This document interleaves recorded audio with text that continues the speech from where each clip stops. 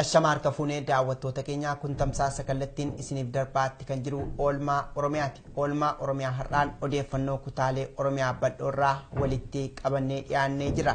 Oolmaa Oromiyaa keenya keessatti keessummaa addaa godhannee nama dhiyeeffannes qabna. Namni kunis koree qindeessitu dhimma konsertii Haacaaluu Hundeessaa biyya Kanaadaa magaalaa Kaalgaariitti ta'uuf jiru Boonaa Carcari. Marreen egaa isinis hanga dhumaatti nu waliin turaati odeeffannoo kutaalee Oromiyaa badhoorraa jirtu nu hordofaa isiniin jenna. Egaan odeeffannoo kana qindeessuun kan si waliin turru gama teknikaan Fuwaad Siraaj anis itichaa guddataati akkasumas bohaarsituu Saayidis na waliin jirti. Mee bohaarsituu daawwattoota keenya nagaa jedheeti isa boodammoo oduu kennee nuuf himi.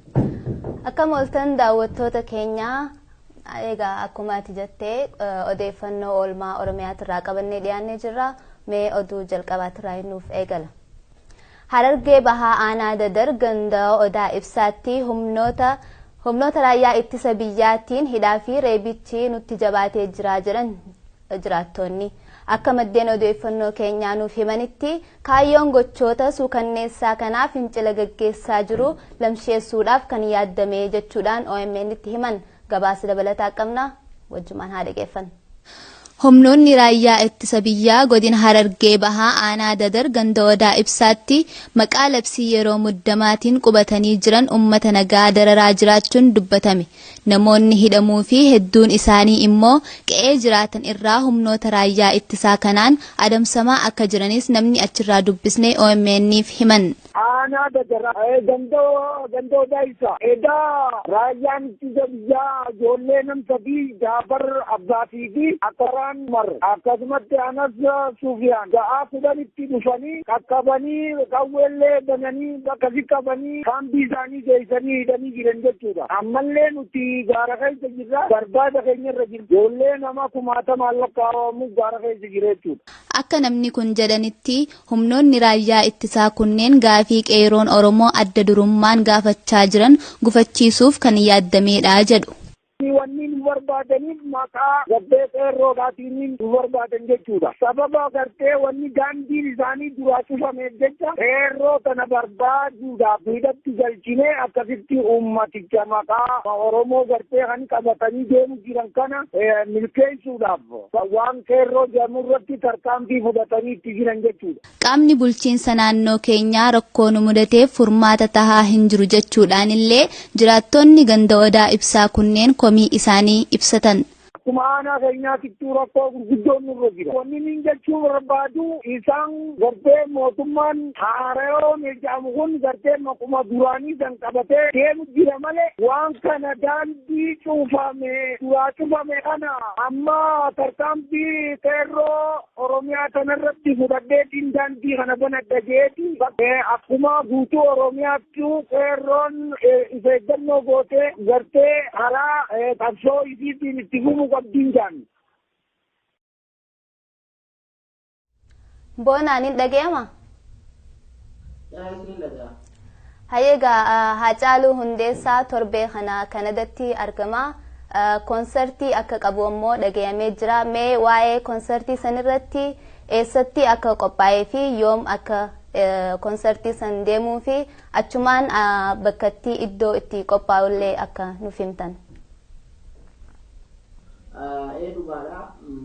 Haacaaluu Hundeessaadhaa magaalaa keenya yeroo duraatiif dhufee jira.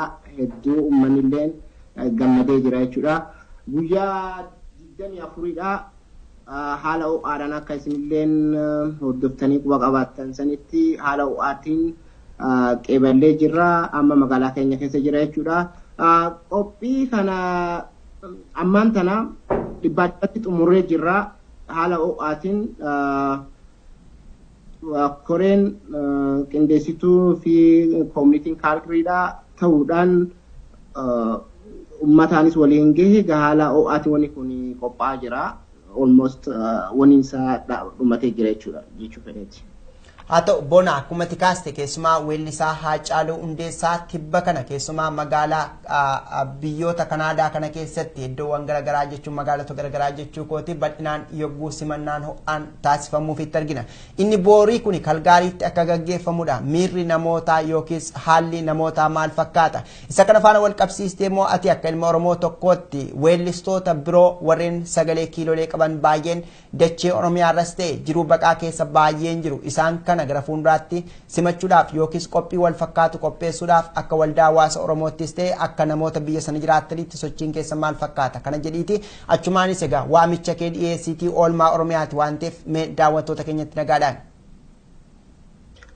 Galatoomicha gaafii kee duraatiif nuti yeroo dheeraadha Haacaaluu ammaa nuti isa magaalaa kana fiduudhaaf yaallee yeroo inni Ameerikaa seenee gaafas fiizaa gaafannee fiizaan dhowwamee akkasitti odoo milkaa'een deebi'ee yeroo lammaffaa gaafa dhufe immoo Torontoo qofa dhufee deebi'ee jechuudha. Yeroo dheeraadha isa fiduudhaaf yaalaa turre akkasitti gaama milkoonnee hunoo magaalaa keenya dhufee jira.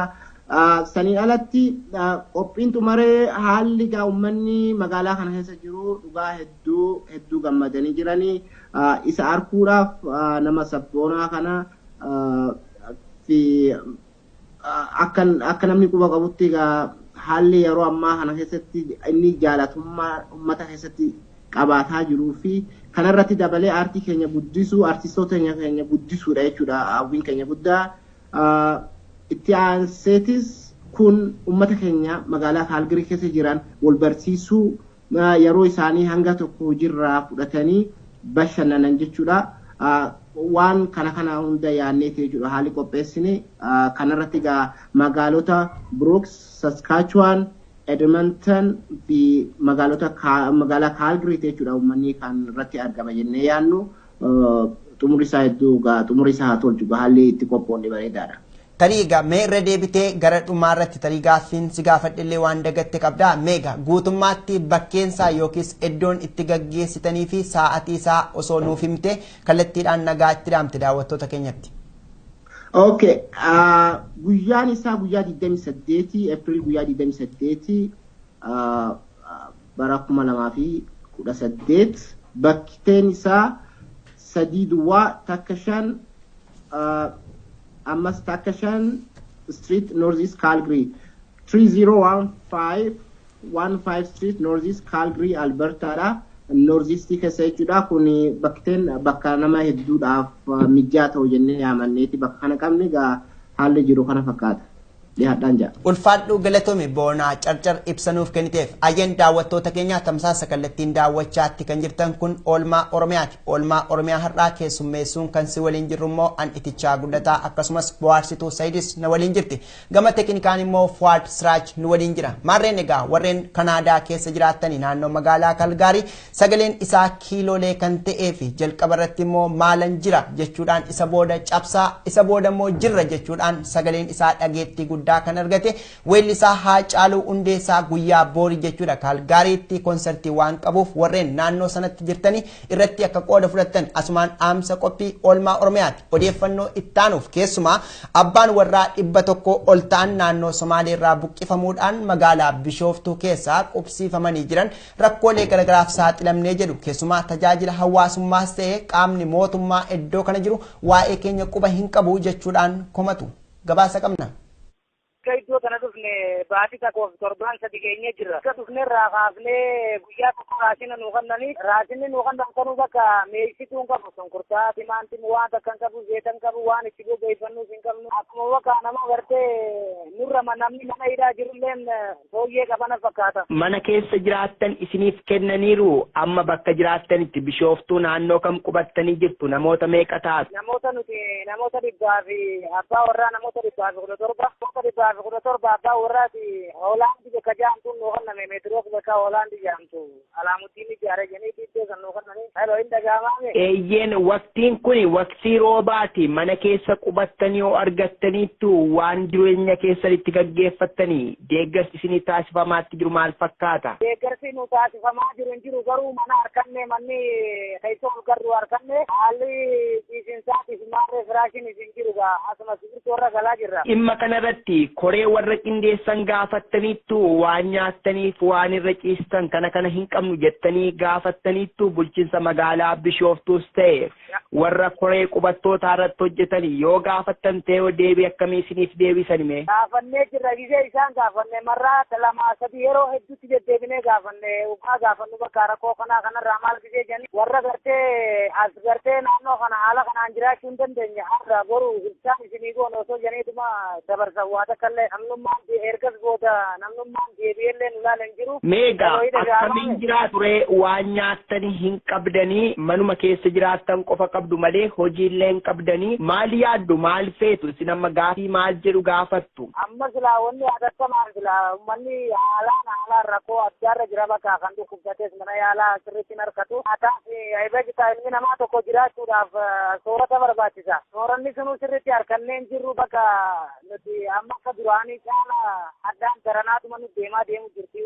waan maal feetee ilmi namaa tokko gaafisee cinqamee maatiin si cinqitee waan akkanni jettu dhabdu takka ijoolleen teenya duraan ulfaatinni sii dartee gaafa kaambii jettu wayyaalleen as dhufnaan kaambii gaddeemaa deemu jira sababa hanqina nyaatarraa kan ka'e. Isin maal dhaamtu yookiis maal jettu haala amma jiru kana faana wal qabsiistanii? Haala kanaan wal qabsiisaan ergaan sagalee kan argadde uummata Oromoo gaanuu akka gartee na dhaabbatanii rakkoo addaa keessa jira rakkoo cimtuu keessa jira akkana cina dhaabbatanii nu dirmatanii jaanii amma duraallee haa galatooman kan keenyaas haa galatoomu amma immoo akka uummanni keenyaa saffisaan dafee nu qaqqabuu barbaanna waajjirattis bulchiinsaatiif iyyannee waan dadhabneef jecha ani yoo feenan makiinaa qoqqooytee jirti isin dachaasuudhaaf jaanii waan hidii nu deebisaatis jiraniif jecha erga gallee olii gadi deemaan oollu garuu uummanni keenya akka gargaarsaanis ni cinaa dhaabbatan barbaanna.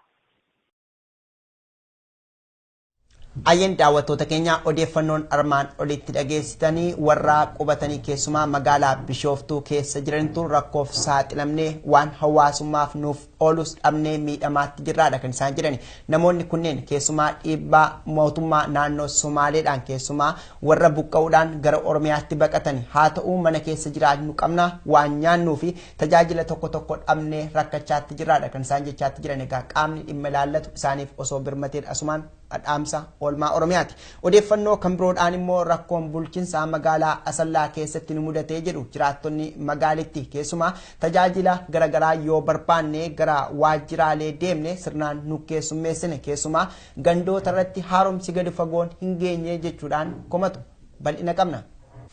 Jiraattonni godina Arsii magaalaa Asallaa irraa dubbisne haala qabatamatti magaalaa isaanii keessa jiru akka OMN'f himanitti rakkoon bulchiinsa gaarii dhabamuu isaa irraa kan ka'e namoonni tajaajila hawaas dinagdee argachuu qaban dhabuudhaan rakkachaatti jiru jechuun dubbatanii.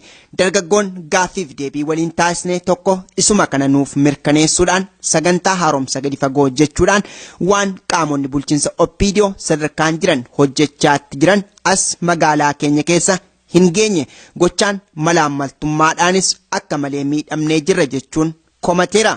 haala bulchiinsaatti haaromsa jedhanii haasa'u kana jechuudha. Amma bulchiinsa fakkeenyaaf ganda araadaa jedhamu ganda duwwaa afur kan bulchu achii fuudhaniiti ganda wal keessaa ganda buusataa akka bulchu godhan kan ganda buusataa mootu fuudhaniiti achi ganda araadaa san fidan jechuudha. Kuni akkamitti haaromsa taaree namni hanna baratee achillee deebi'ee immoo gara biraatitti hanna raawwatu ta'a malee baay'ee uummata dararaa jiru. Inni ganda akka hiyyeessaaf jedhamu yookiin immoo harka qal'eessaaf akka kennamu jedhamaa ture. Manneen kaartaa pilaanii itti baafataman ni jira. Naannoo masgiidaa ganda sagal manneen hedduutu jira. Iddoo waliin qabatamaan jechuudha. Dargaggoon magaalaa Asallaa kun itti fufuudhaan akka ibsetti qaamonni gandoota bulchiinsa magaalaa keenyaa gaaffii nuyi akka jiraattotaatti gaafannuuf deebii qajeeltoo fi furmaata sirrii kennuu irra maqaa biroo nutti maxxansaatti jiraachuun isaanii immoo hedduu nu mufachiisee jira jechuun illee dubbateera.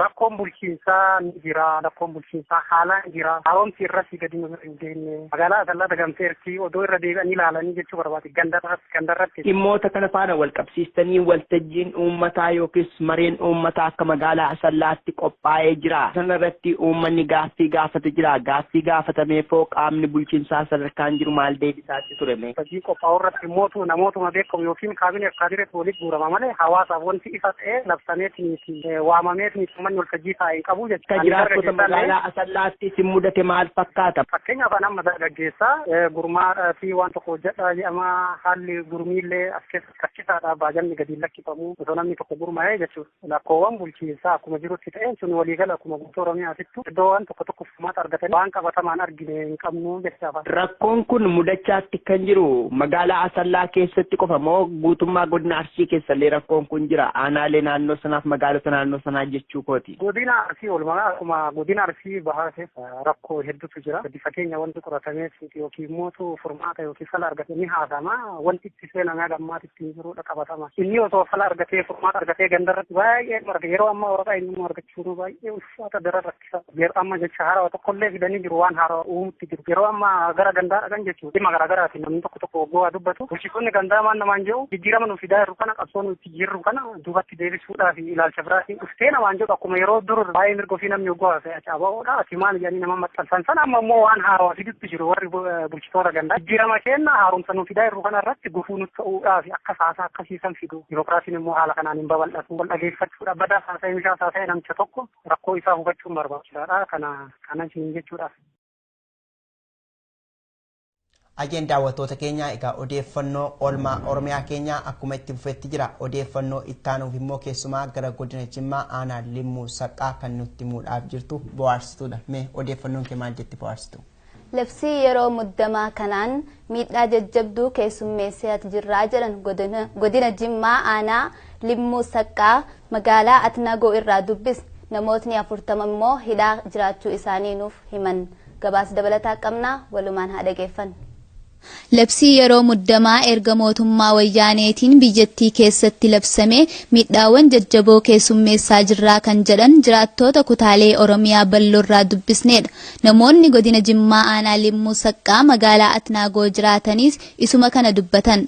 Jiraataan magaalaa Atnaagoo gaafii fi deebii OMN waliin taasisan akka ibsanitti namoonni 40 ol hidhaman keessaa 8 qofti hiikamuudhaa fi warreen kaan immoo darara keessa kan jiran ta'uu isaanii ibsan. Ani kan bilbilaa jiru godina Jimmaa aanaa Limmuu Saqqaa magaalaa Atnaagoo. Amma yeroo ammaa kana kumaandi poostii sababeeffachuudhaan poolisoonnii fi kaabinoota walitti dhufuudhaan uummata baay'ee dararaa jiru. Inni kunis maaliif yoo jedhamee ilaalame yeroo keessa gadi bu'amee ilaalamutti faayidaa dhuunfaa isaanii galmaan gaachuuf jecha kan isaan uummata hidhaa jiran. Gandoota garaagaraarraa hojjetoota mootummaarraa walitti qabaniitu hidhaa jiru. Gara nama 47 kan ture keessa amma nama 8 qofa kan gadi gadhiifamee jiru. Namni kun akka OMN himanitti namoonni kunneen yakkaas tahee balleessaa addaa kan raawwatan kan hin qabneedha. Haa ta'u malee humnoonni mootummaa wayyaanee shakkii kaayyoo diinaa milkeessuuf hojjechaa jirtan jechuun uummata nagaa dararaa jiraachuu dubbatan. Namoonni hidhaman kunneenis hojjettoota waajjiraalee garaagaraa, daldaltootaa fi manguddoota naannoo tahuu isaanillee namni kun ibsan. Daldaltoonni keessa jiru, hojjetaan mootummaas akkasuma keessa hin jira, qote bultoonni jiru, imaamotni masgiidaa jiru, gandoota garaagaraa kanneen akka ganda Daallee Adaraa, kan akka ganda Ceekaa, kan akka Maroochii, Keeharoo kanneen kana fakkaatanirraa uummata walitti qabuudhaan baay'ee dararaa jiru. Imaama masgiidaa qabanii guyyaa Jimahaa irratti jechaadha uummata sagachiisaa, uummata sagachiisu kun mootummaa irratti kanatti baasaa jirtu. Mootummaa irratti kadhachiisaa jirta kun yakka hamaati jechuudhaan masgiida keessaa qabanii amma yeroo ammaa kana mana hidhaa Atnaagoo keessa dararaa kan jiran. Ani nama gaddisiisu keessa ganda Alloo Kalaalaarraa jaartii waggaa umrii 70 ol kan ta'ani akkasumas ganda Kusaayee Booriirraa umriin isaanii naannoo 65 olitti kan tilmaamamu ijoollee keessan qabaa fidaa jechuudhaan mana hidhaa keessatti kan isaan yeroo ammaa kana dararaa jiran. Hojjetoota mootummaa taanaa waajjira bulchiinsaaf itti fayyadama lafa baadiyyaa kaabinoota irratti kontiroobaandii maaliif dabarsitu dhimmoota garaagaraa uummata miidhaa jirtu maaliif kan jedhu qorannaa irratti kaasuudhaan kun ilaalcha diinaa galmaan ga'aa jirta. Kun kaayyoo warra shororkeessitootaadha dhimma adeemsaa jirtu kun uummata kakaasaa jirta jechuun ji'a tokkoof guyyaa 2 hidhanii baasanii akkasumas immoo daldaltootas immoo daandii cuftanii baasanii mootummaa irratti gaaffii kan hin barbaachisne haasaati jirtu jedhaniiti kan isaan hidhaa turan. Rakkoon mudachaa jiruuf qaamni furmaata nuuf kennee hin jiru kan jedhan jiraataa godina Jimmaa aanaa Limmuu Saqqaa magaalaa Atnaagoo kun qaamni dhimmi ilaallatu rakkoo keenyaaf akka nuuf birmatu barbaannaa jechuunillee waamicha isaanii dhiyeeffatan. Dhugaa dubbachuudhaaf taanaan gaafa muummichi ministeeraa yookaan immoo pirezidaantiin kun gaafa Abiyyiin muudamu uummanni bahee gammachuu isaa ibsate keessatti kun kaayyoo shororkeessitootaadha. Ilaalcha diinaatu baasee uummata kana baasee sirbisiise jechuun uummata ba'anii bittinsaniiti kan ari'an jechaadha. Kanaafiyyuu jechaadhaan amma aanaan sun ispeeshaalii godina Jimmaa aanaa Limmuu Sakkaa magaalaa Sinaagoo sun jechaadha uummanni achi keessa jiru sun ammallee dararaa isa duraanii olitti kumaandi poostii kanaan qabatee kan jiru mootummaan naannoo Oromiyaas quban qabu pirezidaantiin yookiin muummichi ministeeraa Abiyyiinis Dooktar Abiyyiis amma yeroo kana quba hin qabu. Uummanni kun baay'ee miidhamaa waan jiruuf aanaa gama keessaniin mootummaan naannoo Oromiyaa aanaa sana akka inni hubatee gadi fageenyaan ilaalu utuu gootanii obbo Lammaa Magarsaatti nu dabarsitanii kan jedhudha. Dhaamsi nu dabarsuu barbaannu. Egaan oduun ammaa godina Jimmaatti kan xiyyeeffatedha. Itichaatis odeeffannoo qabdume nuuf dhiyeessi. Atau ayyan daawwattoota keenyaa akka odeeffannoon oolmaa Oromiyaa irraa hanga dandeenye yookiis humni keenya qaqqabe isiniin gahaatti jirru akkuma itti fufetti jira. Keessumaa jiraattonni magaalaa Finfinnee kutaa bulchiinsa Boolee Bulbulaa keessa jiraachaatti jiranii manneen jireenyaa keenya nu jalaa diigame jechuudhaan komatu akka sababaatti himamaatti kan jiru ijaarsa seeraan alaa nuun jechaatti jiru. Garuu mana kana keessa yeroo dheeraaf jiraanneedha kan isaan jechaatti jiran. Keessumaa baruma dabarsine kana keessa gara nama kudhanii naannoonni Faasil Kilaaftootti haaluma wal fakkaatuun Boolee Bulbulaa kana keessatti immoo namni 3 wareegamuu isiniif gabaasuun keenya ni yaadatama. Poolisoonni federaalaa 3 ajjeefamuu isaanii isiniif gabaasneera. Mee odeeffannoo kanarratti immoo waan qindeessine qabna walumaan haa dhageenyu. Maqaa ijaarsa seeraan alaa jedhuun qaamonni bulchiinsa mootummaa wayyaanee magaalaa Finfinnee kutaa bulchiinsa Boolee Bulbulaa keessaa manneen jireenyaa keenya nu jalaa diiguudhaan mana malee nu hambisanii jiru jedhu jiraattonni iddoo kanarraa yaada isaanii OMN'if ibsanii. Naannoo Boolee Bulbulaatti iddoon isaa iddoo addaa jedhanii abbaa isaanii jedhanii iddoo sana iddoon itti diigame amma beektaa namni kun namni immoo biraan jiru binnee itti jiraachuu turre nuti isuma san gubbaan isaa nutti dhimmisnaan irraa wanti goonee gubbaa qorqorroo gubbaa haaromsuudhaaf gizeen irraa bannee qorqorroo gubbaatti jirru seeraan ala jaaltanii jedhanii irratti diigame. Manneen meeqatu diigame naannoo keessanii manneen meeqatu diigame? Manni 2tu diigame amma. Kan keessan mana 2tu diigame? Siyyaa fi kan gurbaa ollaa siyyaa tokko jira isaatti diigamee ture isaatillee diigamee ture ganama kanallee akkasuma deemanii baay'ee turanii deemanii mana jallaa nama biraatillee diigaa ture. Manneen keenya kan yeroo ammaa nu jalaa diigaman kunneen manneen baroota dheeraaf keessa jiraannedha kan jedhani namni kun qaamni dursee manni keenya ijaarsa seeraan alaa ta'u nu beeksees ta'e nu akeekkachiise hin jiru akkasumaan mana keenya nurratti diigan jechuun illee komatanii. Maatiin baay'eedha maatiin manaan ala ta'ee jiru haala yommaan kana galtee animmaan kana wannaan beekufee qaamanni sootii illee diigamee dhugaadha. Kan amma ollaa kiyyanaan bittee jirullee diigameera. Gara biraa immoo isaan illee bobba'anii jiranii hanganni gaabbisaa isaanii kan jala deemeetis illee haga maktoontii baay'ina isaa jabaatee hin danda'u jiru amma. Manni keessan ijaarsa seeraan alaadhaa bakka qubattan qopheeffadhaa kana jedhamee qajeelfamni isinii kenname jira moo callisanii manneen keessan diiganii? Wanni qajeelfamni akkasii kanaaf kan namni jiran bakka dalagaatiin jiran kan mul'isanii maatirratti isaan diiguudhaaf isaan diigee isaan maatirratti diigaa jiran maatiin natti bilbiltee deemaa dhufti diigaa jiran bakka wanta san ture inni argee beekee hin jiru. Gocha manneen diiguu kanarratti fuulleffate qaama kamidha?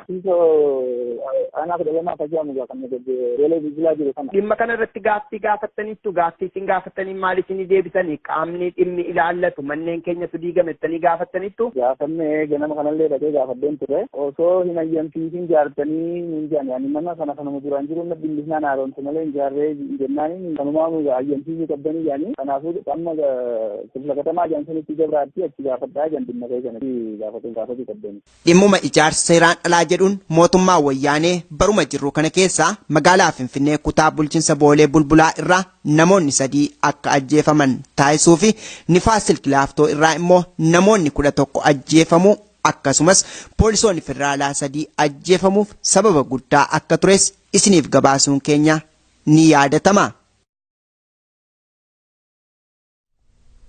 Ayyan daawwattoota keenya odeeffannoon oolmaa Oromiyaa guyyaa har'aa eebila 27 bara 2018 qabanne kanuma hangammaati keessumaa odeeffannoo kutaalee Oromiyaa bal'oorraa arganne qindeeffannee kan isiniif dhiyeessaatti turres an itichaa guddataa akkasumas bohaarsituu Saayidis na waliin turte gama teknikaan kan nu waliin ture immoo Fuwaad Siraaj dhaamsa oolmaa Oromiyaa keessatti keessumaa dhimma konsertii weellisaa Haacaaluu Hundeessaa Kanaadaa Kalgaariitti fi magaalota biroo keessatti taasisuuf jiruuttis keessummaa kan godhanne Boonaa Carcar akkasuma immoo Amaan Abdallaa fi Mustafaa Kadiris galuuf kan turan rakkoo teknikaan nu biratti argamuu hin dandeenye jechuun gama intarneetiin isaan mudate jechuu kooti. Maarreen egaa isinis warreen naannoo Kanaadaa Kalgaarii jirtanii konsertii kana irratti qooda fudhachuudhaaf artistoota keenyaaf isinii jirra jechuudhaan akka waliin dhaabbattan dhaamsa isinii dabarsina. Egaan oolmaa Oromiyaa keenya asumatti kan raawwannu ta'a.